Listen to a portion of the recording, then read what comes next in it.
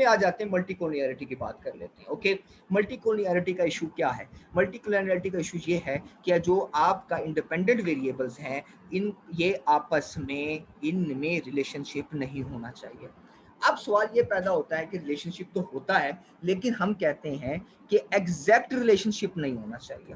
Exact relationship की हम बात करते हैं तो हम कहते हैं परफेक्ट कोरिलेशन नहीं होनी चाहिए, यानी कि कोरिलेशन होनी चाहिए, यानी कि कोरिलेशन होती है। अगर आप इंडिपेंडेंट वेरिएबल्स ले रहे हो तो different types of independent variables आप अपने मॉडल्स के अंदर शामिल करते हैं, तो उनमें कोई ना कोई रिलेशनशिप होता है, उनके दरमियान रिलेशनशिप होता है। अगर आप इकोनॉमिक्स के अंदर बात कर लें, इकोनॉमिक्स मॉडल्स की बात कर लें, तो इकोनॉमिक्स के अंदर जितने भी इकोनॉमिक वेरिएबल्स होते हैं उनका आपस में रिलेशनशिप होता है। या अगर आप अकाउंटिंग या फाइनेंस की बात कर लें, तो अकाउंटिंग और फाइनेंस की अगर आप इंडिपेंडेंट वेरिएबल्स किसी मॉडल में शामिल कर रहे हो तो आपका उनके अंदर रिलेशनशिप होता है। यानी कि साइज ऑफ फर्म का साथ अगर हम कर लें कि फर्म का साइज अगर एक इंडिपेंडेंट वेरिएबल हो और उसके साथ हम लिवरेज ले रहे हो, तो सीधी सी बात है, साइज ऑफ फर्म जो basically log of total assets कहलाता है, तो लिवरेज की वैल्यू को हम कैलकुलेट करना चाहें तो वो बेसिकली हमारे पास current issue to current liability भी दे सकते हैं या कोई भी डिफरेंट प्रॉक्सीज दे सकते हैं। तो उनमें आपस में इन वेरिएबल्स का आईवीज का आपस में रिलेशनशिप होता है।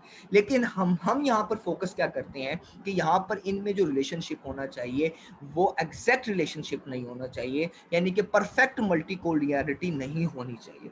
अगर परफेक्ट मल्टीकोलिनियरिटी पाई जाती है तो उस सूरत में जो हमारे रिजल्ट्स हो जाते हैं वो बायस्ड हो जाते हैं। ओके, तो अब हमारा जो फोकस है वो बेसिकली मल्टीकोलिनियरिटी के ऊपर है।